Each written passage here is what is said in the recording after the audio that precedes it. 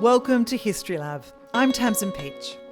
In this special episode of History Lab Live, we have partnered with our friends at the State Library of New South Wales to bring you the 2025 David Scott Mitchell Oration, delivered by Kim Williams, current chair of the ABC and long-standing champion of our cultural institutions.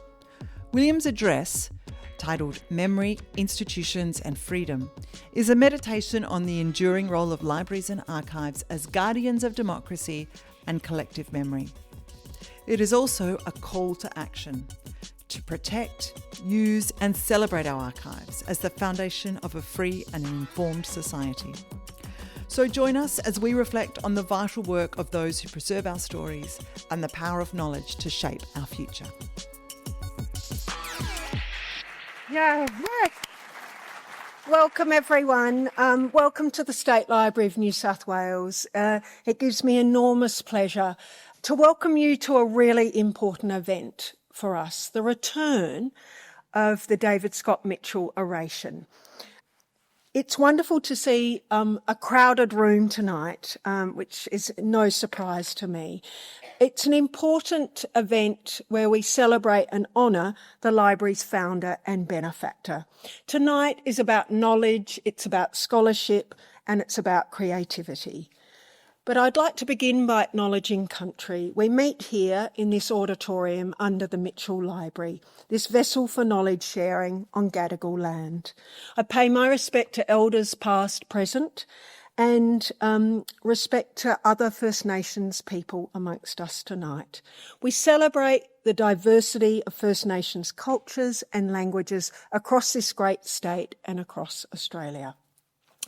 Now, I recognise many of the faces in the room tonight, and I promise you I will not call out everyone, but I do need to note a few people.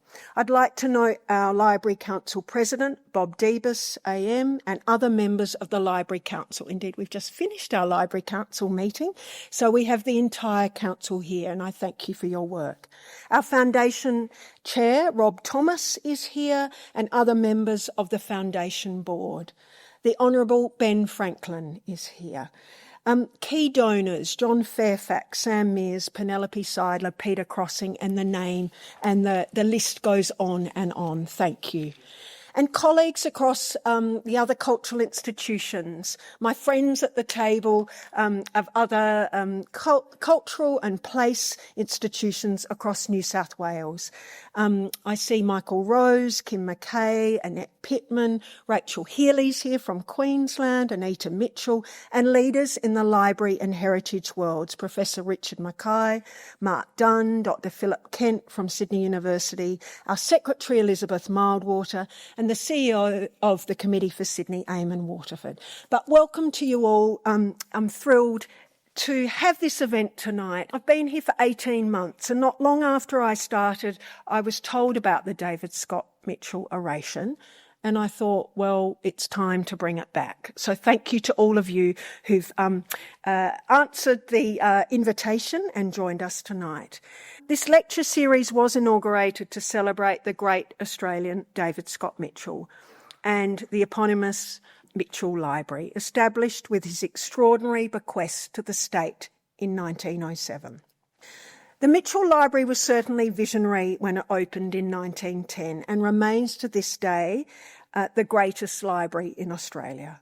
Interestingly, with the temporary closure of our Macquarie Street wing, we can see that our readers and users of this library are falling in love with the Mitchell Library wing all over again. And there's a special alchemy about this place. As I walk the halls, nothing gives me more pleasure than walking the library day before it opens, during the day and into the night. And it's a sense that the collections of this library are an uncharted landscape, which you'll navigate within an almost tangible embrace and a goodwill of a community of scholars and librarians, both past and present, as well as school children and all the other people that join us every single day, the thousands of people that cross our threshold each day. And of course, the thousands more online who use our catalogue each day. David Scott Mitchell's appetite for collecting, of course, was legendary among Sydney dealers, and indeed one noted that he started collecting books and at last the collection collected him. Mitchell's thirst for intelligent collecting and willingness to share his knowledge are two principles which still drive the library today. Indeed, the collection is at the heart of everything we do, and that is the first priority principle of the way of our new strategic plan. How we share our collections keeps evolving. Now we share not just in person, of course, but also online and across the state and indeed across the world. Our commitment to collecting and sharing has never wavered. But it's fitting that we come together tonight in this auditorium beneath the Mitchell Reading Room, and indeed there are students and scholars still working till 8 o'clock tonight, for an oration named after David Scott Mitchell. And previous guest speakers have included Kate Grenville, Professor Stephen Garton and Clive James, and tonight we're joined by Kim Williams. Kim Williams needs no introduction, but we know that he's had a very long involvement and passion for the arts, music, entertainment and media industries here and overseas, and has held many highly esteemed leadership positions since the 1970s, including, probably most importantly, serving as co-chair of our foundation until last year. His background is in music, opera and composition, and today, of course, we know him as the chair of the ABC. He's a great champion for research, creativity and, of course, curiosity, and we couldn't think of anyone more fitting for the return of this oration and the 2025 David Scott Mitchell oration. It's my great pleasure to welcome Kim Williams to give his oration under the title Memory Institutions and Freedom. Thank you very much, Kim.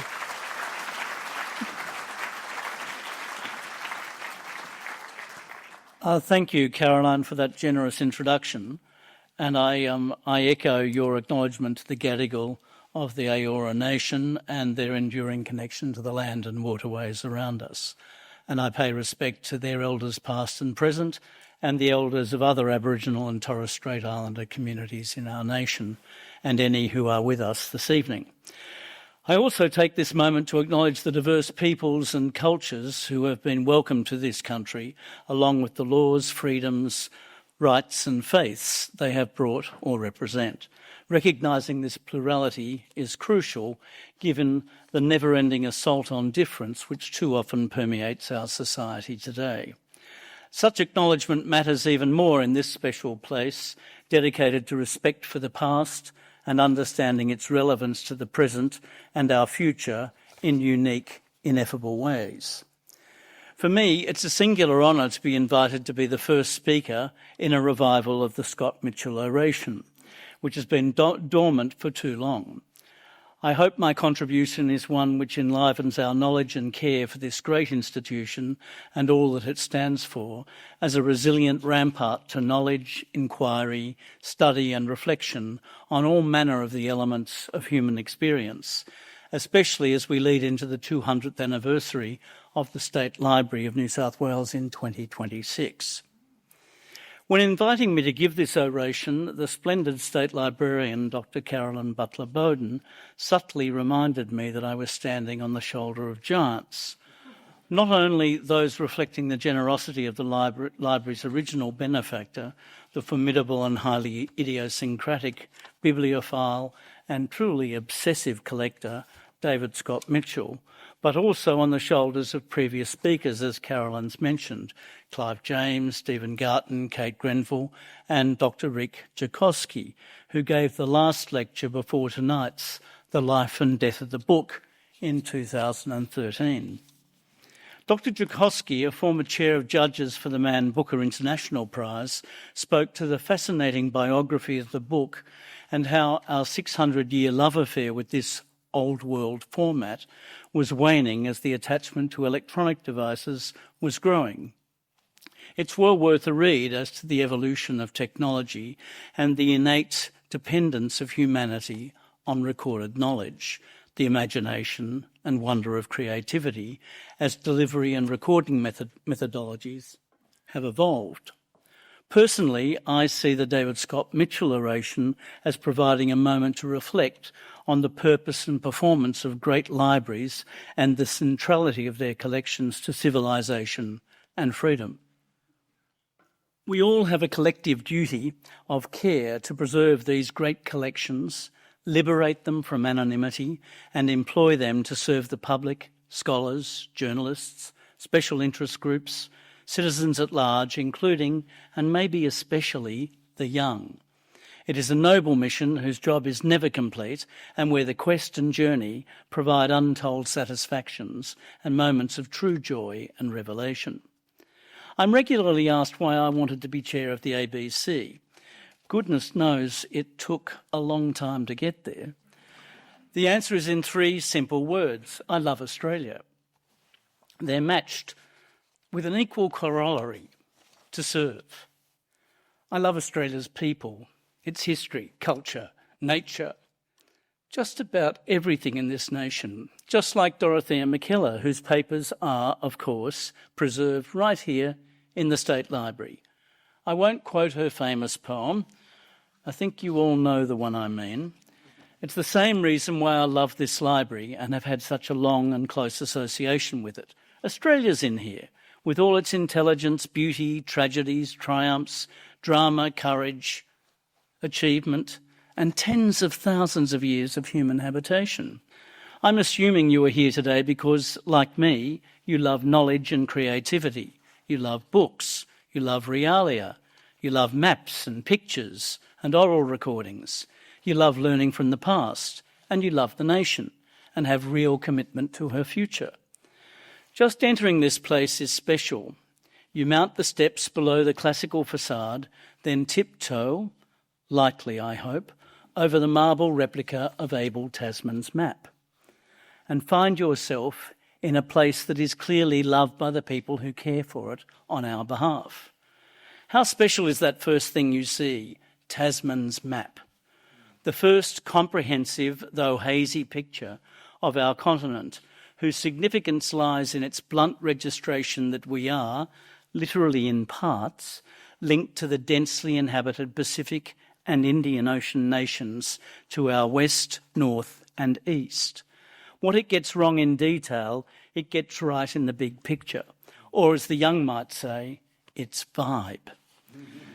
The original is here, of course, one of our very many great treasures, which includes this, Cook's Chart of the World, from the standpoint of the Southern Hemisphere, recorded during his first visit, the Transit of Venus expedition. Here our part of the world is captured in a fully digestible image for the first time, along with an approximation of the extent of the Antarctic continent and ice boundary. I'll come back to that a little later. And to add to these maps the cartographic masterpieces of Matthew Flinders, and our nation and our part of the world are finally fully in view. How should we think of Flinders' beautiful chart? Like every artefact from that era, it's bound up with colonialism, a fact we must acknowledge. But perhaps there's another broader dimension that has something to say to all of us, Indigenous and non-Indigenous alike. This image enabled all to see for the very first time the full outline of this place, the place where we all live.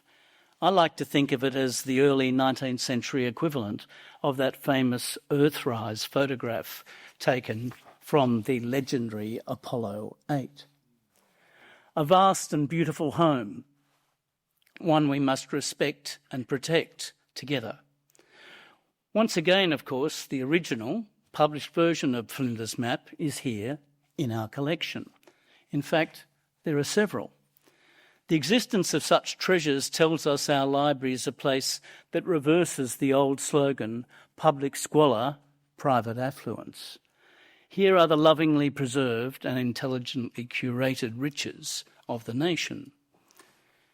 A collection in one room of all shortlisted authors for the Miles Franklin Award, whose bending shelves tell a story of shifting gender balance. We have Miles, or rather Stella Maria Sarah Miles Franklin's papers in the library also. The Donald and Mfanui Horn Room, whose bequest, including desk, makes us, I suppose, the lucky library and demonstrates the intellectual richness of our nation in the 1960s as Donald set out in his own unique way to challenge accepted orthodoxy. This has always been a place of deep thought and a repository of its products. The Map Room, where by looking at the walls you can plot the idea I've been talking about just now of how a great southern land came to be understood, including, just for additional amusement, Banks' famous punch bowl. The Shakespeare Room, because, well, why not? He is only the greatest writer in our language, and in a rich Shakespearean collection we also have the only known first folio in an Australian public institution, together with 3 other folios. And remember, the place that fronts this building is called Shakespeare Place, a special part of the landscape and nomenclature of Sydney, which in my view has real significance. And in the display cabinets nearby, there are treasures like Douglas Stewart's portable Remington typewriter from 1922, as I'm sure you all noticed as you walked in. Some 14-kilogram leg irons which convicts were forced to wear. Cook's nautical instruments. Leichhardt's compass, possibly. Turkish shrapnel from Lone Pine. A compass found next to Robert Falcon Scott's body in his tent after his successful attempt to reach the South Pole, and, of course, Maggie Tabra's multiple logies to boot. But this is no miscellany, no cabinet of curiosities. Its value lies in its professional curation. And if I could ask you to do so, could you please give our wonderful curatorial staff a huge round of applause for the great work they do on our behalf. In particular, I'm indebted to Maggie Patton, our Head of Collection Acquisition and Curation, for her generous assistance in the research for this, my modest celebration of our collection. Her knowledge and care for the collection is of the highest order. The curation is the important piece because it enables this place to tell vital stories about Australia and about the world, which Australia and the world so greatly need if they are to thrive and, without being too melodramatic, maybe even survive. Since its inception, the library has had a purpose pursued with intelligence, flourish and force to tell our story. And to a degree that is almost unbelievable, that is what it has done. Friends, it's all beneath us, and I mean that very literally. It lies beneath our feet. We all know the expression, the tip of the iceberg, but in fact made even more famous by Prime Minister and friend Paul Keating. Below even the largest iceberg, capable of sinking the mightiest ocean liner, lies several times more ice. That's our situation here in this auditorium. Beneath us lie several floors of stacks that are capable of sinking the mightiest lies and misconceptions threatening our world now, today. In an age where our digital knowledge seems so fragile, so alterable, so erasable, this place gives us confidence that our country's story and our planet's story are in a safe place, a safe vault, or as the Americans would say, in a locked box. I would say it's more like a citizen special box dedicated to a better place, a better society. We live in a world in which the truth is contested, where crazy assertion is king, in which a politician can say he or she won an election they have clearly lost, or that a neighbouring country has never really existed and has no right to be free, or that our climate isn't warming and the polar ice isn't retreating. George Orwell famously said that what frightened him more than anything else was the concept of objective truth may be fading from our world. If objective facts don't exist, our rulers can simply make them up and use those lies to take away our freedom.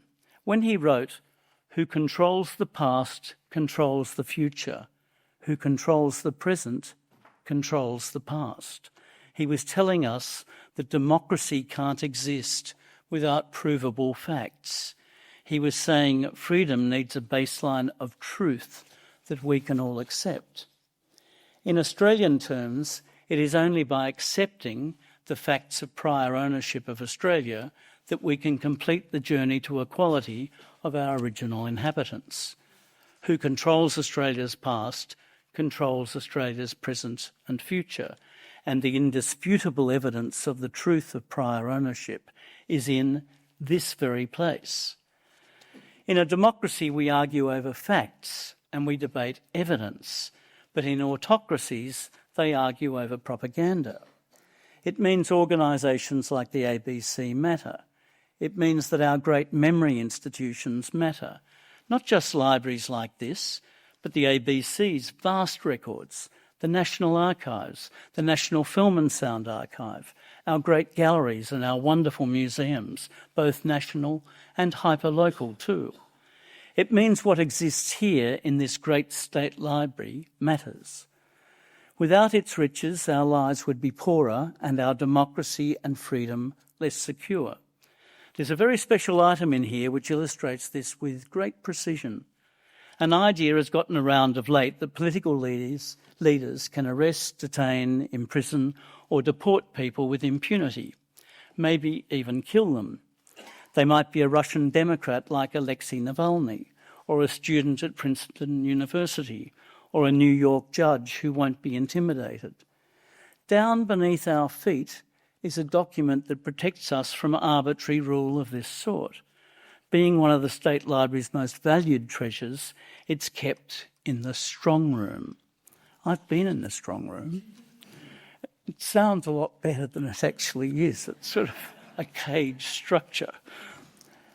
It's a 1297 statute version of the Magna Carta. Here it is. Isn't it superb?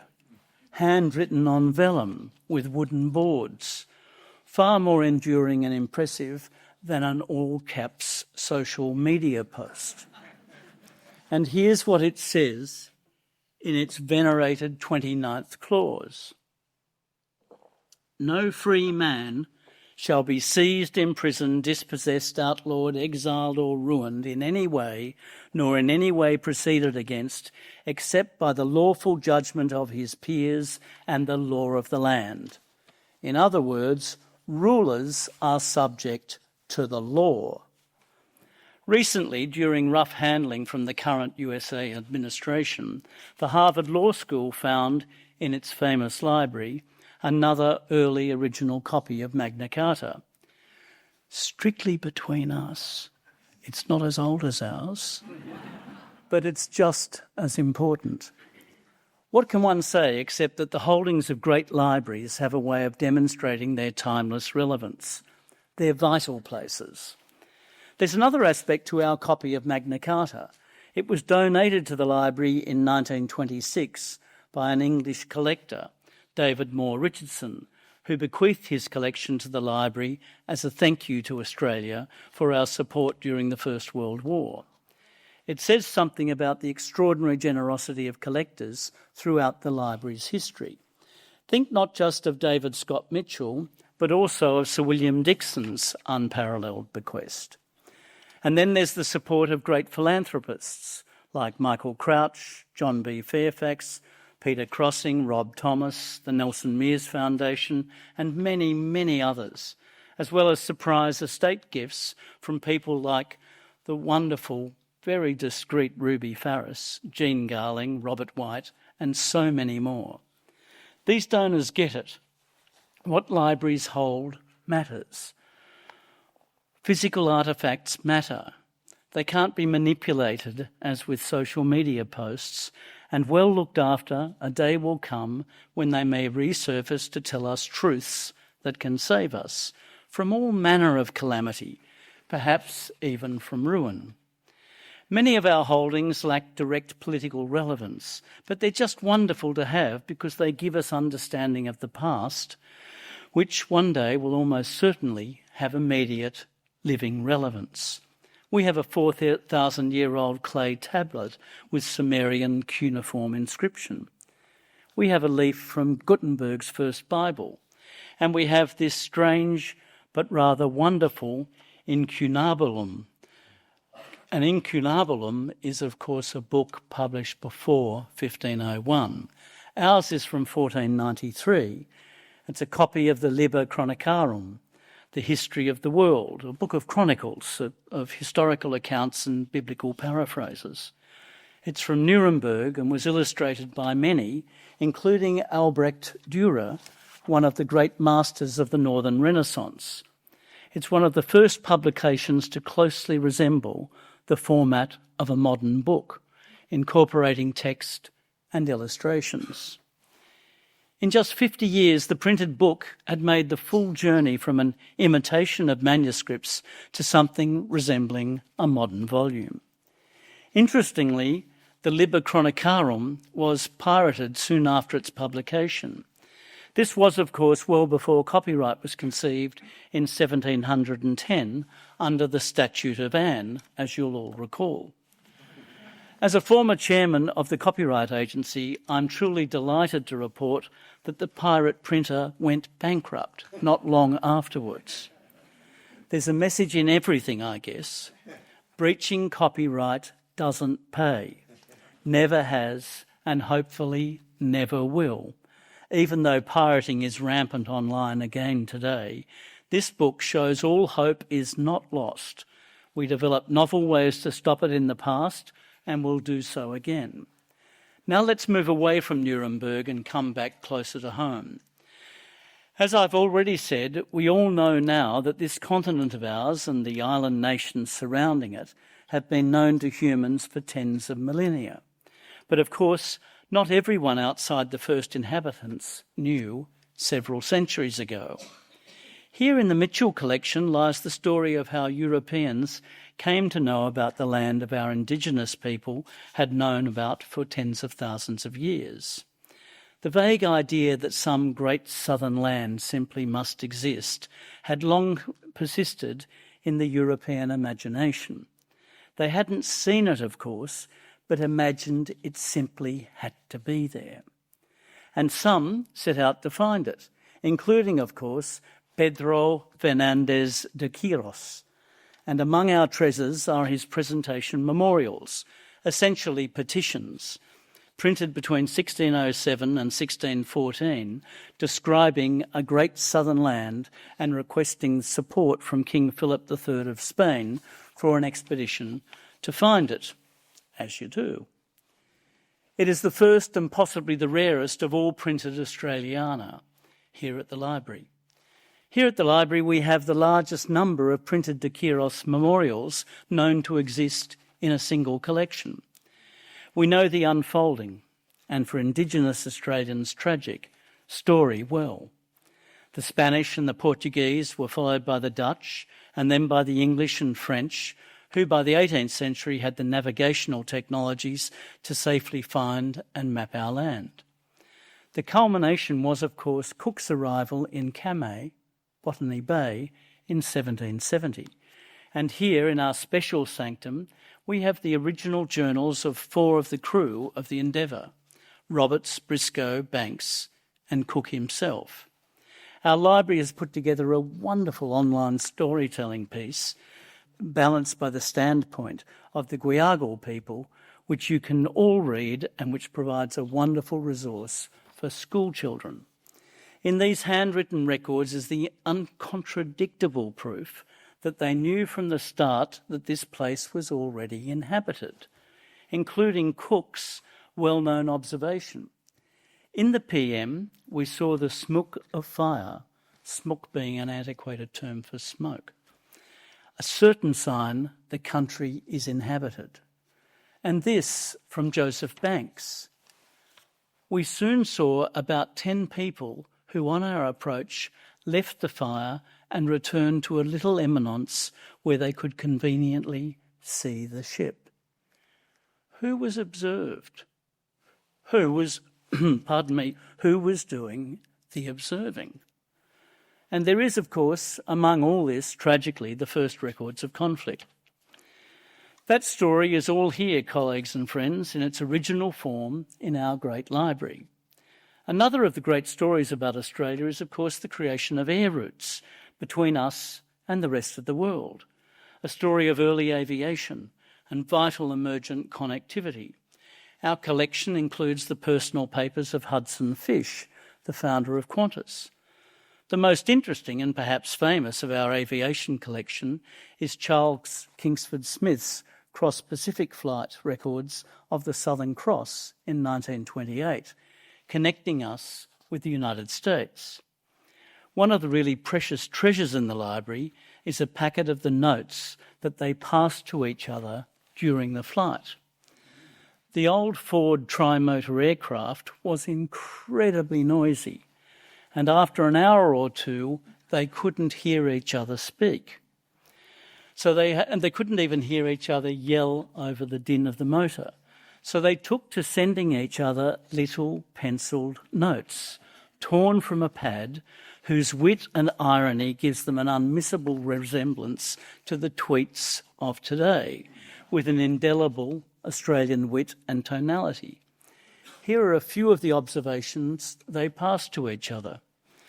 Don't let me influence you, but should we not be heading more to the starboard, say by about 5 degrees?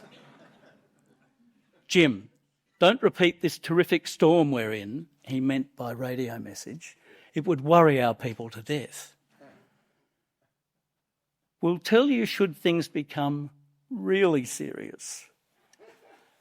If anyone hereafter suggests to me that I go practice blind flying, I'm going to caress them gently on the skull with a big piss pot. The world was getting closer, and it took immense courage to close the gap. Might I say that, light-hearted and laconic as they may be, these notes are in their own way every bit as important to understanding the great distance between Australia and the world as in Tasman's map and de Quiros's petitions. What these maps and journals show us is Australia being transformed from a European supposition into what Indigenous Australians already knew to be a geographical fact. As we further investigate the library's holdings, that looks a bit dangerous.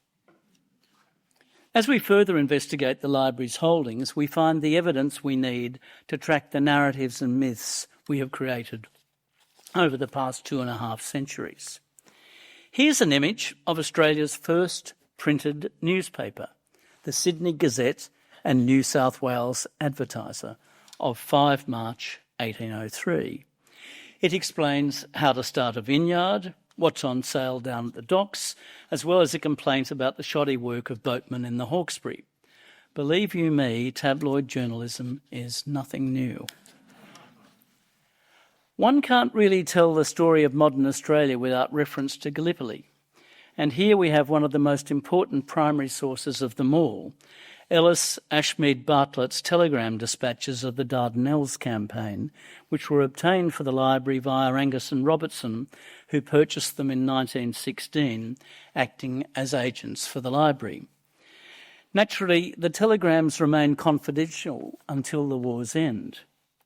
Yes, the actual telegrams, including Ashmead Bartlett's descriptions of the Australian attacks at Lone Pine and the Neck between the 6th and the 9th of August 1915, with the pencilled censorship markups.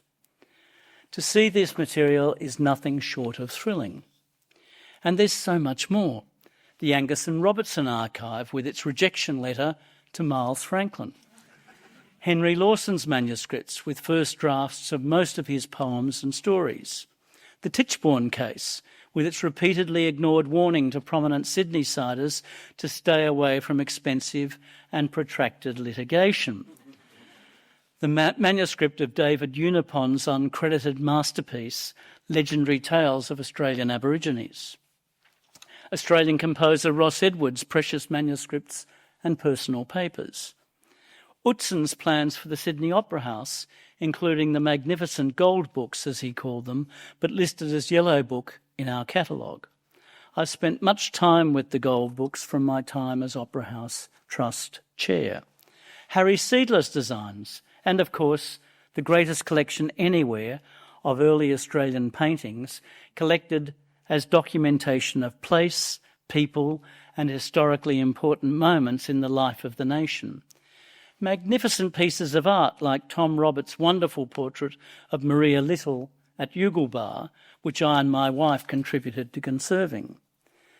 And then there is the magnificence of our vast photographic and realia collections, including the wonders of the Holterman collection, which was unearthed in 1951 when a hoard of 3,500 glass plate negatives from the 19th century was uncovered in a garden shed in Chatswood.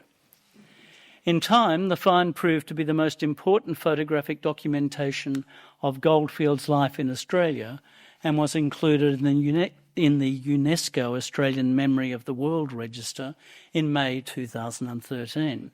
Here's a shot of Holterman himself from 1875.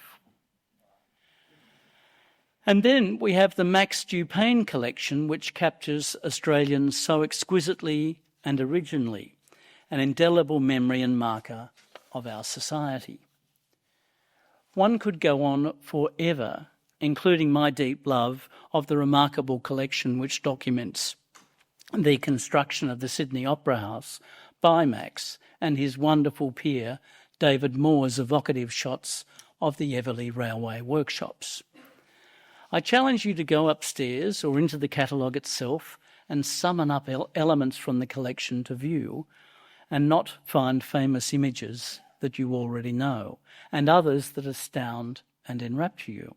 Spend hours lost in our website, where there are real rabbit holes to captivate the most jaded searcher productively.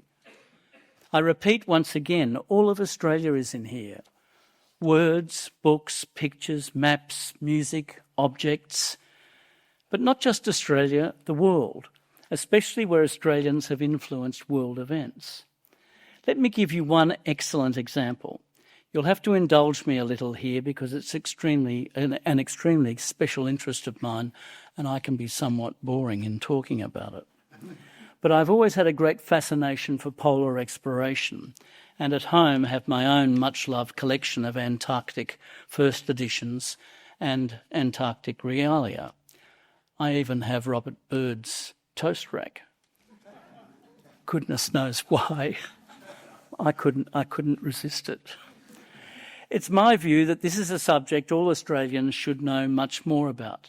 It speaks to quest, adventure, courage, devotion to pure discovery, and devotion to science. All of these things matter and inspire, right up to Prime Minister Hawke with the French PM Michel Rocard rescuing Antarctica in 1989, protecting it from mining exploration and exploitation under the so-called Madrid Protocol, which designates Antarctica as a natural reserve for peace and science. In the stacks, in the stacks below you, you will find the most extraordinary evidence of Australian involvement in early Antarctic exploration. Cook's maps, of course, because while mapping New Holland, he was also doing some early mapping of another great landmass we now know as Antarctica, finding a great ice barrier, which he described in his journals as ice hills, that forbade human exploration until transport technologies improved. It's all in the Cook journals. Today, we can map the retreat of that ice. The evidence held here and in the other great polar libraries of the world provides a base point to measure the approaching calamity. Here you'll also find the famous photographic plates that our great Frank Hurley rescued from the sinking Endurance as Shackleton's ship sank to the bottom of the Weddell Sea, where it was rediscovered just 3 years ago. And not just Hurley's photographs, his words. We have his diaries of the crushing of the ship, the terrible whaleboat journey, and the 4 bone-chilling, monotonous months on Elephant Island. I quote, "Awful calamity has overtaken our ship that has been our home for over 12 months. We are homeless and adrift on the sea ice. It's one of the most dramatic and courageous feats of human exploration ever. And there's one more fascinating piece of the Antarctic exploration record I want to share with you. This map.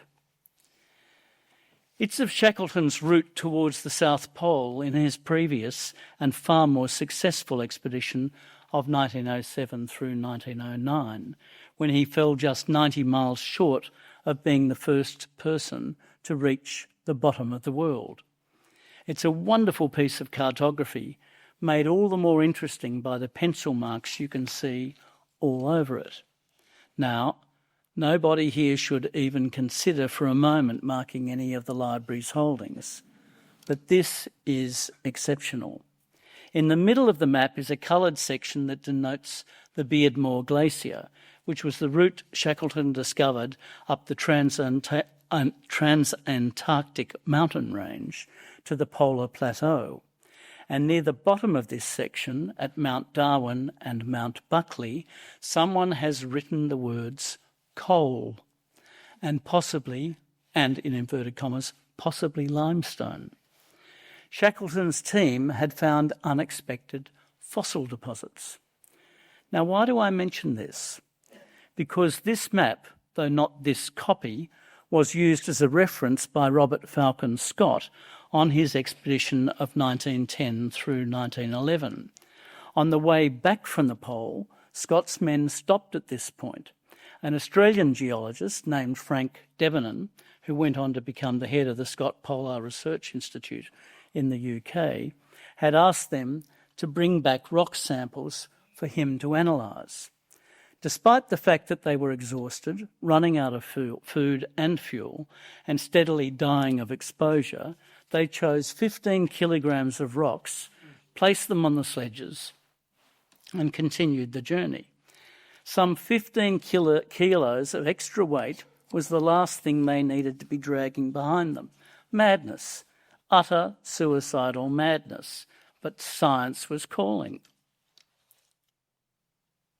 Months later, their tent was discovered.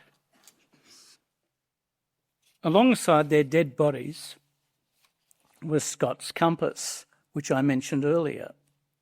It's on display here, just round the corner. And the rock samples. Back at their Ross Island base, Debenham found that the rock samples contained fossilised ferns. Ferns, of course, grow in temperate climates, like southern Australia. This discovery proved 2 things. First, that Australia was once connected to Antarctica, confirming the then unproven theory of continental drift. And second, that Antarctica had once been lush and ice-free. It meant the great ice sheets and ice shelves had melted at least once before. And if they've melted before, they can melt again. Indeed, climate data also found in the tent were used in the development of the science of climate change. Here in our library is evidence that can help us save our world. Evidence that the poles can melt. Evidence that even the most powerful and delusional people can't contradict. And evidence that from the very beginning of the discovery of climate science, Australians were involved. It's a great story, which has been dramatically and compellingly told in the recent novel Thor by Australian novelist, written by my friend and colleague Dennis Glover. He poses a splendid theory about Scott's expedition's weather challenge, which I urge you to explore. I'm tempted to tell you about it, but that means you won't buy the book. If we have the same courage that those scientists and explorers possessed, maybe all hope is not lost. We Australians are inescapably part of the Antarctic story. Cook's journeys found an Australia positioned not just in the Pacific Ocean, but also in the Southern Ocean. Scott's journeys, aided by great Australian geologists like Debenham and earlier, of course, Mawson, found that we were once physically connected to a great ice-free Antarctic landmass. So if we are a Pacific nation, we are also an Antarctic one. And if we are an Antarctic nation, we are a nation with a duty and a self-interest to save that continent from being destroyed. My friends, big important truths lie here. They lie in memory institutions just like this across Australia and the world. Galleries, museums, archives, great universities, theatres, the holdings of the ABC, the BBC and many sister institutions. Fools and Philistines know this as well as we do. To the populists and tyrants wanting to take over so much of our world right now, memory institutions and public broadcasters are too often seen as the enemy. I expect they know their fantasies can't survive in the face of the truth. That's why they are at war, metaphorically and in some instances physically, with those who preserve the truth from the past. Reposing in this grand institution are the truths that can save us all, truths that can make us stronger, more united and successful, because they give our people faith in their national story, truths that strengthen our liberal democracy by demonstrating that this nation has been formed by every single one of us, truths that, as the chairman of the ABC, I want Australians to hear and see and read much more about as we increase our documentary and educational programming and put the Australian genius for creativity on display. You are, I hope, going to see a renaissance in intelligent expository Australian content in the years to come. Look through our wonderful collection and you will see that rulers are not above the law, they are subject to it. It was known from the start that this land of ours was inhabited. We have always been a Pacific, an Asian and a Southern Ocean nation. Australians are capable of quite astonishing creativity and genius and bravery. We have a distinctive and truly democratic national culture. The polar caps have melted before and can melt again, and Australia has always punched above its weight as a global citizen. I want to finish by casting our gaze abroad and quoting the great American President Franklin Delano Roosevelt. In the letter he wrote marking the retirement of Herbert Putnam, the eighth and longest-serving Librarian of Congress from 1899 to 1939, when FDR said, "I have an unshakable conviction that democracy can never be undermined if we maintain our library resources and a national intelligence capable of using them." Wise words, wise advice. Putnam's replacement, writer, poet and politician Archibald MacLeish, who ran the library during the Second World War, took up FDR's war cry and encouraged librarians everywhere to oppose totalitarianism in the cause of democracy and human freedom. That's our task, to maintain our great memory institutions as inspiration for the causes of democracy, freedom and human flourishing. The recent callous sacking of Carla Hayden, the first African-American female leader of the Library of Congress, shows that a battle is now well and truly on. Hayden had distinguished herself in that role since 2016 with nary a complaint from Congress or anywhere else. But there is still hope. On my regular trips to New York, I'm always drawn to the Morgan Library, inspired by J.P. Morgan's passion for knowledge and devotion to collecting manuscripts, maps, art, and above all, books on an epic scale. For 43 years, that library too was run by a remarkable African-American woman, from 1905 in fact. Bella da Costa Green, who grew it from a private collection to one of the great public resources of the United States, with a robust program of exhibitions, lectures, publications and research services that continues today. Great institutions endure if we fight for them. It is troubling that prominent among modern American and European thought streams, there are those who would not approve of Bella de Costa Green or her sponsor J.P. Morgan and his devotion to knowledge and beauty, or indeed to the duty of care to public office and its many myriad obligations. But I digress. In fact, I'm going to digress a little more. Last night I was at a special event, the celebration of the 50th anniversary of the Special Broadcasting Service at Admiralty House. The Governor-General and the Prime Minister, amongst several others, gave thoughtful addresses, including a simply wonderful, elegant and completely captivating acknowledgement of country given from my friend Rhoda Roberts, the SBS Elder-in-Residence. The original radio services 2EA and 3EA were the basis for the initial establishment of the Special Broadcasting Service. Both those audio services began in June of 1975, with television following in 1980, and service proliferation thereafter in dozens and dozens of languages. SBS has been core to the fabric of modern Australian society ever since, with a welcoming sense of belonging created for the millions that comprise modern Australia. That event prompted me to think about tonight and the way in which the State Library of New South Wales and its counterparts in the various capitals and the multitude of municipal libraries have fulfilled a similar purpose in rendering access, inclusion and social cohesion in such a pervasive fashion across the country. They've done so with devotion to community service provision across a wide spectrum of users and needs so completely and competently that it often goes unremarked. This library has charted the myriad communities of Australia and their stories of migration and social evolution in beguiling ways.